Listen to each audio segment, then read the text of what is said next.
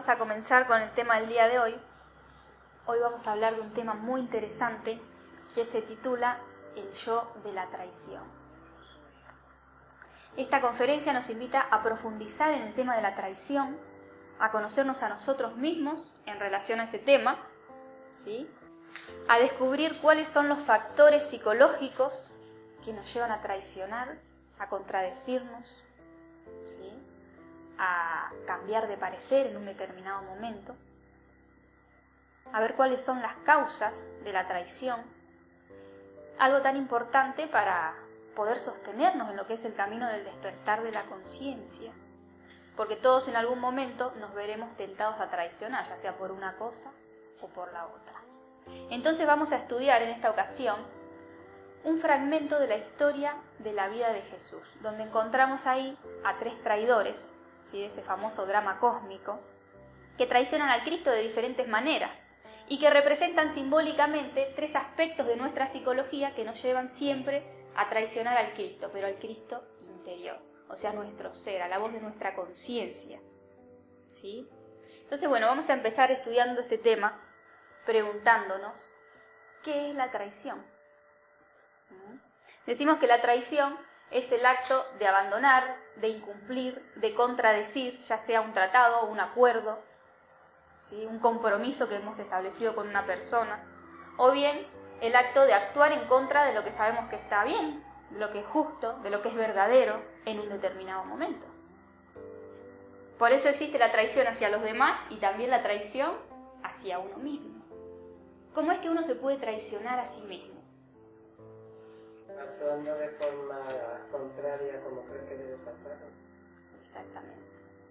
Siempre que nosotros actuamos en contra de lo que sabemos que está bien, de lo que es justo, de lo que es verdadero en un determinado momento, entonces estamos actuando en contra de nuestra propia conciencia, porque la conciencia de adentro nos dice lo que está bien, lo que está mal, y ahí entonces nos estamos traicionando a nosotros mismos. Entonces, a medida que nosotros nos vamos conociendo a sí mismos, a medida que vamos observando las relaciones de las demás personas, nos damos cuenta que la traición es un fenómeno cotidiano, muy frecuente en todos los seres humanos y que hace parte de la naturaleza de todas las personas. Porque encontramos traición en las familias, ¿sí? Los padres traicionan al hijo, los hijos traicionan a los padres, encontramos traición entre los hermanos, encontramos traición entre las parejas, ¿sí? Traición entre los amigos, los socios, los compañeros de trabajo. Y uno dice, ¿cómo puede ser? ¿Cómo puede ser que unos padres traicionen a sus hijos? ¿Cómo puede ser que hermanos se traicionen? ¿Cómo puede ser que una pareja que se estableció en amor, que son personas que conviven, o sea, con las que más acercamiento tienen, se terminen traicionando? ¿Sí? Y es por eso, por conocer que la traición es un fenómeno común y hace parte de la naturaleza del ser humano, que cuando nosotros asumimos un compromiso mayor, ¿qué pasa? Se nos exige firmar. Porque las palabras no valen. Las palabras se las lleva el viento. Una cosa son las palabras que una persona dice y otra cosa son sus actos, sus acciones. Entonces, firmar un contrato, presentar un aval, una garantía, unos testigos. Hasta cuando uno se casa tiene que firmar y hacerlo frente a testigos. Y así todo, la firma y los testigos no hacen que uno cumpla, se comprometa y muchas veces sea fiel. ¿Sí? Entonces la firma nos deja a nosotros obligados a cumplir. Pero la obligación no es fidelidad. La obligación no habla de un verdadero compromiso, de la capacidad que tiene esa persona de comprometerse. Porque la fidelidad y el compromiso, pues son valores que no tienen que depender de nada, ni de una firma, ni de unos testigos, ni de un contrato, ni de nada. Cuando una persona es fiel, cuando una persona tiene capacidad de compromiso y de sostener su palabra, pues no necesita nada de todas esas cosas. Ahora, el camino interior, el trabajo interior, requiere de mucho compromiso y de mucha fidelidad, porque jamás nadie nos va a obligar a nosotros a realizarlo. ¿Quién nos va a obligar a realizar una práctica, a hacer una meditación, a observarnos? Nadie. No existe un contrato que nosotros podamos firmar para sostenernos, ¿sí? Porque ¿qué contrato podemos firmar para no traicionarnos a nosotros mismos? Ninguno. Para eso se requiere verdadero compromiso y verdadera fidelidad. Entonces nos preguntamos, ¿por qué somos propensos a traicionar, a abandonarnos? ¿Por qué en un momento estamos tan entusiasmados y nos comprometemos con hacer tantas cosas, tanto como con los demás como con nosotros mismos, y luego, pues, no las podemos llevar a cabo? Se nos olvida. En la noche nos podemos comprometer y al otro día ni nos acordamos. Fueron palabras que se volaron. ¿Qué es lo que pasa? ¿Cómo podemos sostenernos entonces? ¿Cómo podemos desarrollar ese compromiso y esa fidelidad? Para eso tenemos que comprender que la traición hace parte de la naturaleza del ego. ¿Sí? Es una característica de nuestro ego, que hace parte de nuestra propia naturaleza humana. El ego que solamente vive para sí y piensa solamente en sí mismo, en mi ganancia, en mi beneficio, mi satisfacción, mi conveniencia, mi gusto, mi placer, etc. Entonces, siempre que nosotros vivamos centrados en sí mismos, identificados con nosotros mismos, con nuestro ego, vamos a caer en el acto de traición. Porque cuando se me presenta un camino más prometedor, más satisfactorio, más fácil, voy a terminar abandonando. Cuando se me presente en la vida una persona que me ofrezca más beneficios, que me guste más, que me ofrezca más placer, más satisfacción, que me convenga más, entonces voy a terminar traicionando. Y el mismo ego es tan astuto, tan hábil, que disfraza los defectos de virtudes, que nos justifica. Es que se acabó el amor, es que estoy enamorado de otra persona, es que no es lo que quería, y así sucesivamente. Entonces, siempre que nosotros estemos identificados con nuestro ego, con nuestra personalidad, con lo que nosotros somos, vamos a terminar cayendo en el acto de traición. Y por lo tanto, entonces, como decíamos, la fidelidad, el compromiso, la continuidad son valores espirituales que no hacen parte de la naturaleza humana, sino que surgen cuando perdemos la identificación con el ego. Cuando nosotros nos olvidamos de nosotros mismos, entonces podemos alcanzar esos valores. Podemos ser fieles, continuos, comprometernos, ¿sí?, más allá del beneficio, de la satisfacción, del placer que me cause cualquier actividad o persona. Decimos entonces que la fidelidad, el compromiso y la continuidad requieren de sabiduría, de amor, de voluntad y de dominio de nosotros mismos.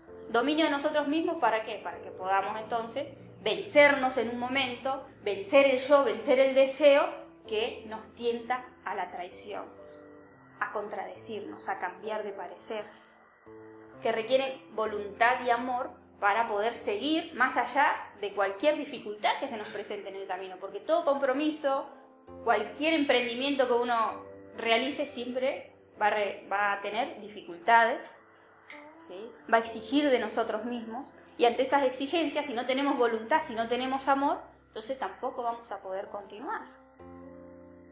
Y que requieren de sabiduría, porque si yo no tengo sabiduría, no sé medir mis fuerzas, mi capacidad de comprometerme y de asumir. Entonces me comprometo con un montón de cosas que luego no puedo llevar a cabo. Entonces tengo que conocer cuáles son mis capacidades de compromiso, cuáles son mis fuerzas, para saber con qué me comprometo y poder sostener eso con lo que me comprometo. Porque los yoes nos desbordan, nos llevan a comprometernos con más cosas de las que nosotros podemos llegar a asumir. Entonces, fidelidad, compromiso, continuidad son sinónimos de sabiduría, de amor, de voluntad y de dominio de nosotros mismos. Bueno, sabiendo esto, ahora lo que nos interesa estudiar a nosotros es cómo se da ese fenómeno de traición a uno mismo. Porque como ya sabemos, en nuestro interior encontramos a la naturaleza humana y a la naturaleza espiritual. Encontramos al ego y a la conciencia.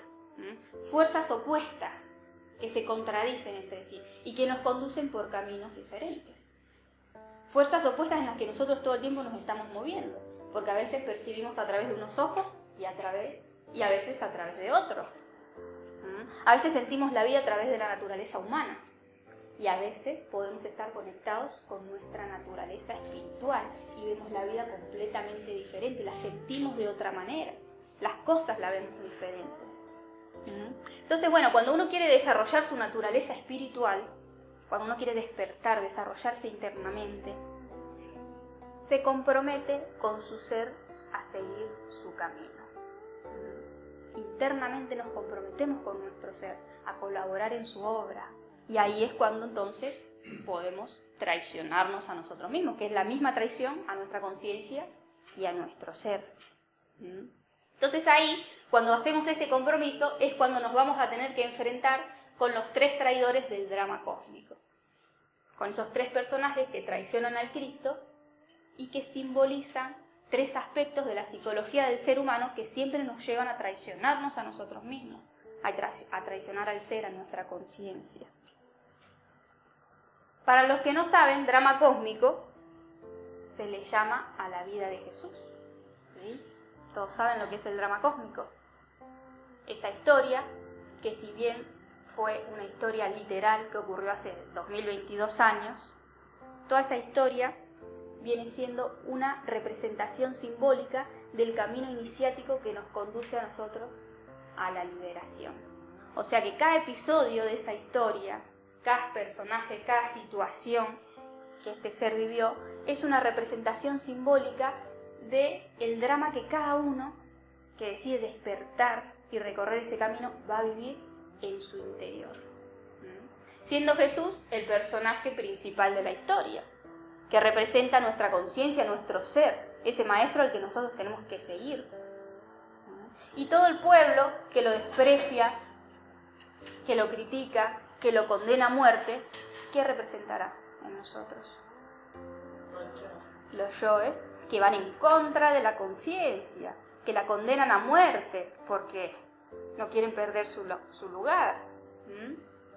Y así igual Pedro, Mateo, la mujer pecadora, la adúltera, todo eso tiene toda una simbología en nuestro interior. Pero como les decía, hoy solamente vamos a enfocarnos en una parte de esta historia, que son los 3 traidores.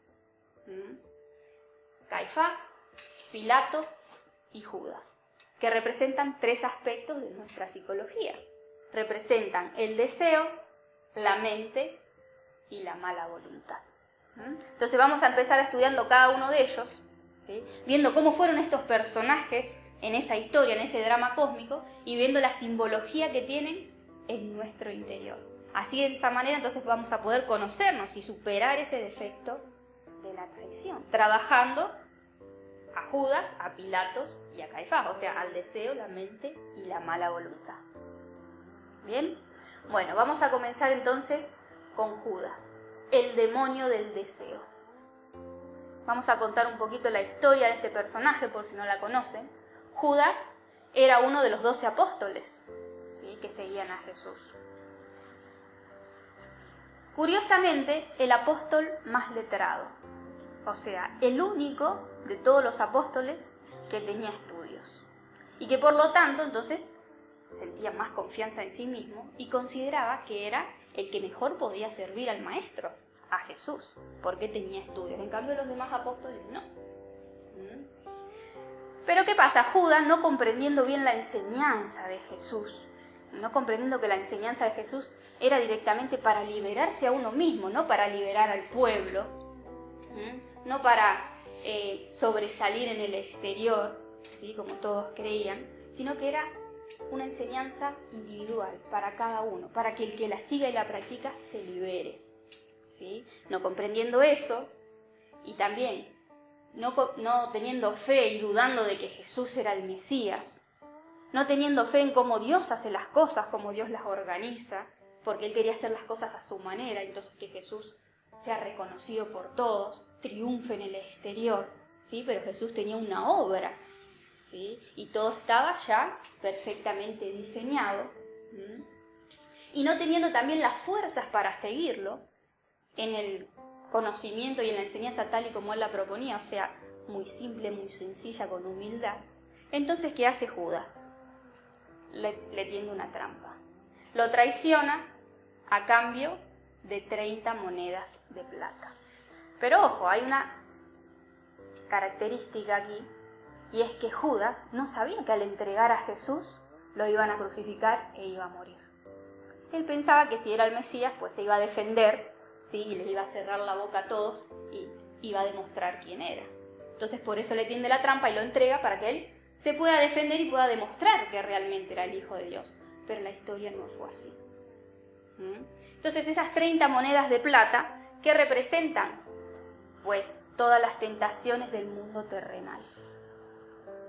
El apego al placer de los sentidos, la identificación con uno mismo, con todo lo material, la ambición por el dinero, por las cosas materiales, ¿sí? Y en general todos los deseos del mundo que nos embriagan, que nos duermen la conciencia y que nos llevan a traicionar al Cristo una y otra vez, a cambiarlo por todas estas cosas, igual que lo hizo Judas.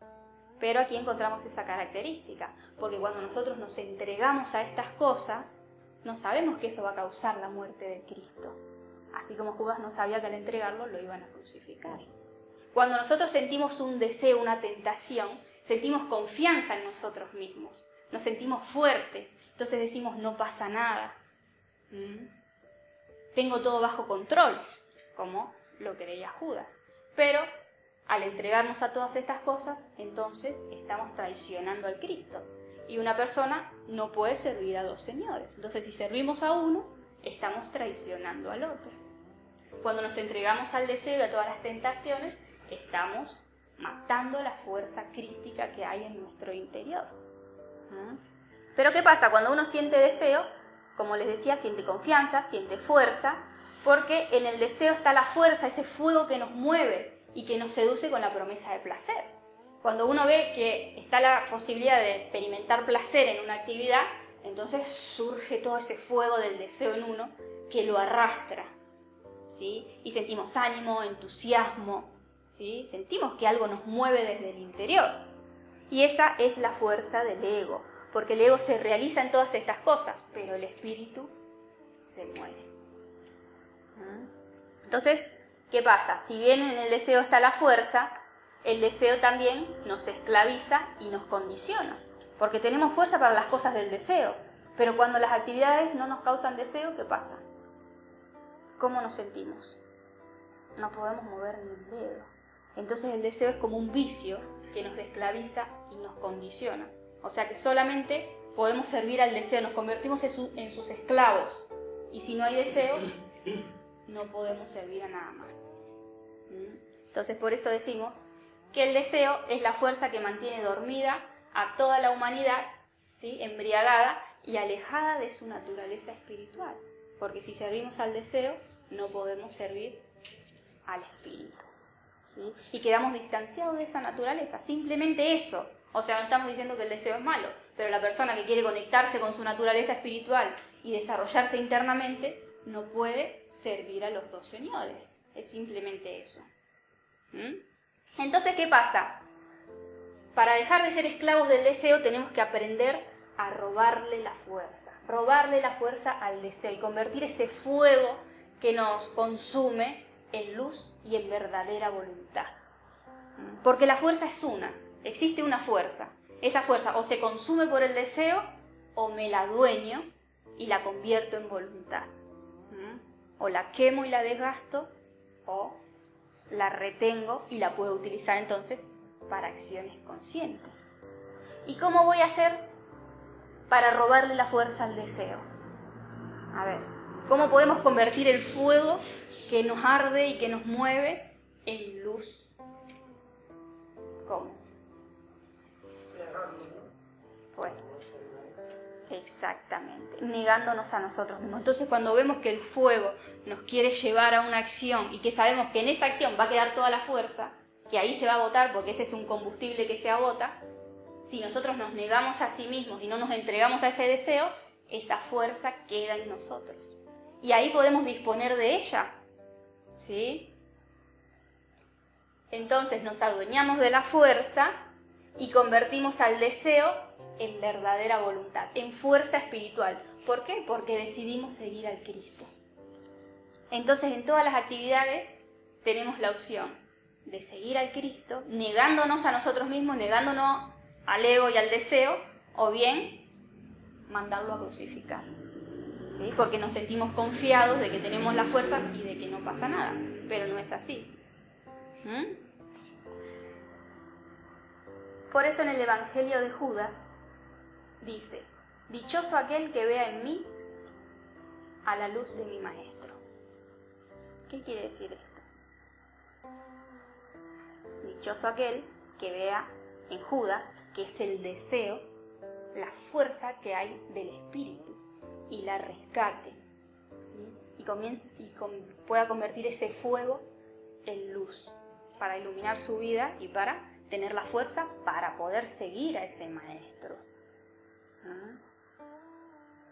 Porque cuando no vemos la fuerza que hay en el deseo, entonces nos dejamos llevar por esa fuerza y luego la perdemos. Y todos los maestros han hablado de lo que es el deseo, ¿sí? Este engaño del deseo. Porque Buda, ¿qué fue lo que descubrió? A ver, ¿quién sabe? ¿Cuál fue el máximo descubrimiento de Buda? Por la ausencia de deseo, se conocía la liberación. Exactamente. Buda descubrió que el origen del sufrimiento, primero, es el deseo. Porque el deseo es la fuerza que nos mueve y que nos permite experimentar placer. Pero el placer tiene su contraparte, que es el dolor, ¿sí? Otra cosa es rescatar la fuerza del placer y del deseo, convertirla en verdadera voluntad, y ahí está la verdadera felicidad. Entonces, en el deseo, que tanto nos agrada, siempre hay sufrimiento, hay contradicciones.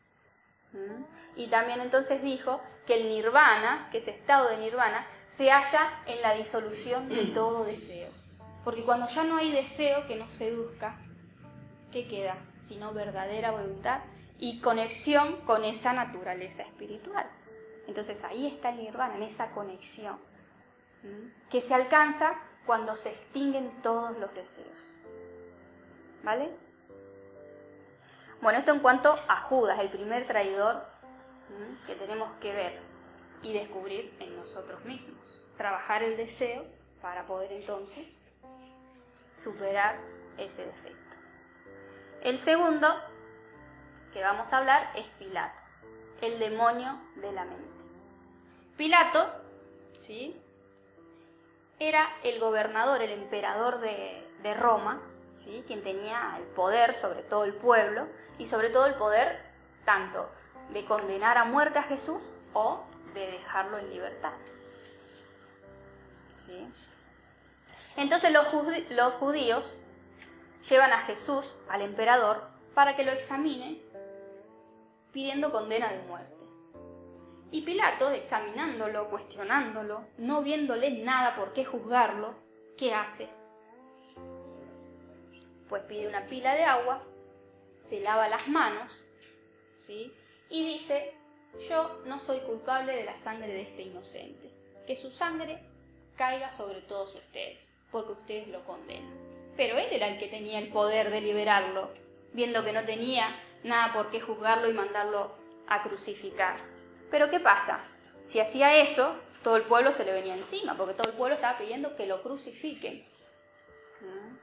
Lo condenaban a muerte. Entonces él, para que todo el pueblo no se le venga encima, pues se quita la responsabilidad de encima, evade su trabajo, se justifica y dice: bueno, esto es asunto religioso, arréglense ustedes, si ustedes deciden pena de muerte, será pena de muerte. Iba en contra de la sabiduría, o sea, de la voz de su conciencia, que le decía que lo que estaba haciendo estaba mal. ¿Y Pilato qué representa en nosotros? La mente. La mente a través de la cual nosotros siempre justificamos nuestros errores, echamos la culpa a los demás, nos excusamos para no cambiar, para seguir siendo siempre las mismas personas. Entonces doblegamos todas las cosas, nos quitamos la responsabilidad de encima, la responsabilidad de cambiar, de seguir en el camino, de observarnos. Vamos en contra de la sabiduría, de la voz de la conciencia, que nos dice lo que está bien y lo que está mal, ¿sí? Pero si no nos conviene, lo que hacemos es justificarnos, poner excusas para no ver nuestros propios errores. Y nos quitamos la responsabilidad de encima también porque O sea, le damos siempre el gusto a los yoes, porque si no los yoes se nos vienen encima, así como el pueblo se le venía encima a Pilato. ¿Sí? Y eso es una gran responsabilidad, ir en contra de todos los yoes. Entonces, para calmarlos, para que los yoes se queden quietos y tranquilos ahí, le damos siempre el gusto. Y vamos en contra de lo que nos dice nuestra propia conciencia. Entonces tenemos que saber que la mente es una gran traidora dentro de nuestro mundo interior. Porque trabaja para el ego. O mejor dicho, el ego se manifiesta a través de nuestra mente. ¿Sí? Siempre que la mente nos habla, nos está hablando el ego, algún yo al oído, ¿sí? Que nos enreda con sus teorías, con sus justificaciones, llevándonos a pegar sin culpa. Y entonces la mente lo que hace es que disfraza los defectos de virtudes y disfraza la pereza de descanso, a la ambición de necesidad, a la lujuria de enamoramiento, y tiene sus teorías, sus respuestas, su forma de hacernos ver las cosas como ella quiere que las veamos para poder seguir, que esos yoes sigan existiendo en nosotros. Entonces siempre los está cubriendo, así como hacía Pilatos. Y entonces nos impide percibir la verdad, porque si nosotros vemos como la mente nos muestra la realidad, no estamos percibiendo la verdad tal y como es. Y esa mente es la que nos vuelve necios. ¿Qué es una persona necia? Pues una persona que está actuando mal, pero que está convencida de que lo está haciendo bien. Porque su mente le tapa los errores y la convence de que lo que está haciendo ella está bien. Y no hay peor ciego que el que no quiera ver. Si uno no quiere ver y quiere creerle a su mente, entonces nunca va a cambiar. Entonces, para eso, tenemos que descubrir a la mente tal y como es. Tenemos que dejar de ser amigos de la mente. Porque mientras nosotros vivamos justificando nuestros errores, nunca vamos a poder cambiar. Porque estamos actuando con necedad. ¿Sí? Estamos teniendo errores, pero los estamos justificando. ¿Por qué? Porque nos conviene. Porque no los queremos ver. Entonces tenemos que vencer esta traidora que es la mente y que siempre nos va a llevar a traicionar al Cristo, a traicionar la voz de la conciencia, a justificarnos por conveniencia, etc. Y relacionado con la mente encontramos a otro personaje que agregamos aquí, que es Simón Pedro, que representa los temores imaginarios de la mente. Simón Pedro era el apóstol más allegado, de más confianza de Jesús, que le juró y le prometió no traicionarlo jamás. Y cuando ve que se lo llevan y lo condenan de muerte y lo van a crucificar, pues se acobarda y lo niega 3 veces antes que cante el gallo, así dice la historia. Entonces, Simón Pedro representa en nosotros esos temores imaginarios de la mente a través de los cuales nos acobardamos, ¿sí? Y que nos impiden seguir la verdad. ¿Por qué? Por temor. Pero nosotros no tenemos temor como Pedro de que nos maten en este momento, ¿sí? Por actuar conscientemente y por seguir la verdad. Pero sí tenemos miedo de que muera nuestro ego, porque eso nos da mucho temor y la mente protege al ego, ¿sí? Nos da temor pensar cómo podría ser nuestra vida si abandonamos los placeres de los yoes. La mente nos muestra eso como sufrimiento y nos protege. Entonces nunca nos deja dar ese paso más, cambiar. La mente no comprende cómo es el camino del despertar de la conciencia. No puede comprender el camino espiritual. Entonces lo proyecta como sufrimiento, ¿sí? Y no nos deja entonces desapegarnos, soltar. No nos deja perder para ganar. Porque se siente miedo también de no ser nadie, de ser humillada. Y no nos deja, como decía, cambiar y dar ese paso a otro nivel de ser. La mente siempre va a ser un obstáculo que nos va a acobardar en el camino interior, que nos va a estancar y que nos va a mantener siendo siempre las mismas personas, sosteniendo siempre ese estilo de vida intrascendente por temor a una nueva vida, un nuevo estilo de vida. Y el último traidor que vamos a estudiar es Caifás, el demonio de la mala voluntad. Caifás era el sumo sacerdote de los judíos, conocedor de las leyes, de las escrituras sagradas, ¿sí? Autoridad suprema, y también conocedor de los deberes de la vida espiritual, de la vida religiosa. Como lo es hoy el Papa para los católicos, era Caifás en ese entonces con los judíos, la autoridad suprema. ¿Qué pasa? Que Caifás reconocía que Jesús era el Mesías, ¿sí? Porque lo había escuchado hablar, él y todo su clero religioso, los fariseos, ¿sí? Reconocía que Jesús hablaba con sabiduría, que sus palabras venían de Dios, habían visto que Jesús hacía milagros, que conocía también perfectamente la ley de Moisés, etc. Pero ¿qué pasa? Que el Mesías no era lo que ellos esperaban. Ellos esperaban un Salvador, una persona que se una a la religión tal y como estaba organizada en ese momento, ¿sí? Y al contrario, que los defienda y que se convierta en rey de todos ellos. Pero Jesús vino a proponer una enseñanza y un camino completamente revolucionario, estricto, radical, que iba en contra de su vida intrascendente, muy exigente para los lujos y el estilo de vida que ellos tenían, confortable. Entonces, ¿qué hacen? Lo condenan a muerte por conveniencia, por negligencia, por mala voluntad de adoptar su vida a sus enseñanzas, de seguirlo tal y como él lo proponía, porque pues vino a derrumbar todo. Imagínense como si hoy un Mesías vendría o Jesús resucitaría y vería cómo están manejando la religión hoy en día en el Vaticano, con todas sus cosas, el Papa en su trono y todo. ¿Qué pasaría? Exactamente lo mismo. Resucita y lo vuelven a matar, porque pues predican su enseñanza, pero no la están aplicando tal y como él la propuso. Entonces es exactamente lo mismo. Este personaje, Caifás, que decimos que es el demonio de la mala voluntad, pues representa en nosotros esa mala voluntad, esa pereza y esa mediocridad que nosotros tenemos para cambiar, para practicar la enseñanza y para negar el yo de momento en momento. Somos negligentes, somos mediocres, nos dejamos estar, ¿sí? Predicamos la enseñanza, sí, la conocemos, pero no tenemos la fuerza para llevarla a cabo, igual que lo hizo Caifás en ese momento. Entonces, a través de la pereza, de la mala voluntad y de la mediocridad, todo el tiempo estamos crucificando al Cristo, a la voz de nuestra conciencia, que nos dice en cada momento lo que tenemos que hacer, lo que tenemos que sacrificar para poder seguirlo. Es ese yo también que pudiendo hacer, no hace, porque tal vez tenemos tiempo, tenemos energía, tenemos disponibilidad, tenemos el escenario perfecto para poder hacerlo, pero lo aplazamos, no lo hacemos, ¿sí? Postergamos para más tarde, cuando tenga más tiempo, cuando esto, cuando lo otro, y así vamos pateando la pelota, lo postergamos para una próxima vida, y la próxima vida pasa exactamente lo mismo, porque los yoes son recurrentes. Es ese yo también que, sabiendo la verdad, no tiene las fuerzas para seguirla. Caifás sabía que era el Mesías. Imagínense saber que es el Hijo de Dios y no tener la fuerza para seguirlo. Asimismo, nosotros sabemos muchas verdades. ¿Cuántas verdades no sabemos?